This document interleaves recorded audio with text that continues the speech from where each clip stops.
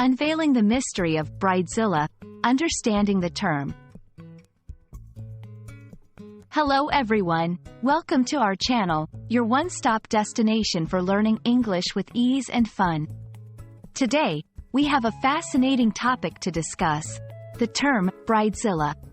It's a word that you might have heard being tossed around during wedding preparations, but what does it really mean?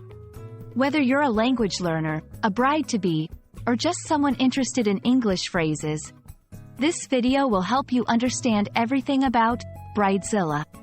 So let's dive in. The term Bridezilla is a blend of two words, bride, and the fictional monster, Godzilla. A bride is a woman who is about to get married or has just gotten married. Godzilla is known for its destructive behavior in movies. When combined, the word Bridezilla refers to a bride who becomes very demanding and difficult to deal with during the lead-up to her wedding. It's often used in a humorous or critical way to describe someone who lets the stress of wedding planning bring out their worst traits, sometimes behaving in an overbearing or entitled manner. A woman dubbed a Bridezilla may have unrealistic expectations and can be very controlling about every detail of the wedding. She might throw tantrums if things don't go her way, making life difficult for family, friends, and wedding service providers.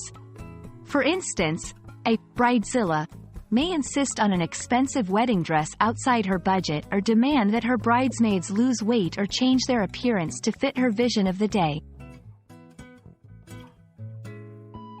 It's important to know when and how to use the term Bridezilla properly. It should be used cautiously as it can be offensive to some people. You might hear it on reality TV shows, read it in wedding magazines, or come across it in casual conversation. However, it's more suitable for light-hearted contexts and not for formal situations. For example, saying, "She turned into such a Bridezilla," can be humorous among friends but might be rude if said directly to a stressed bride or in a formal setting.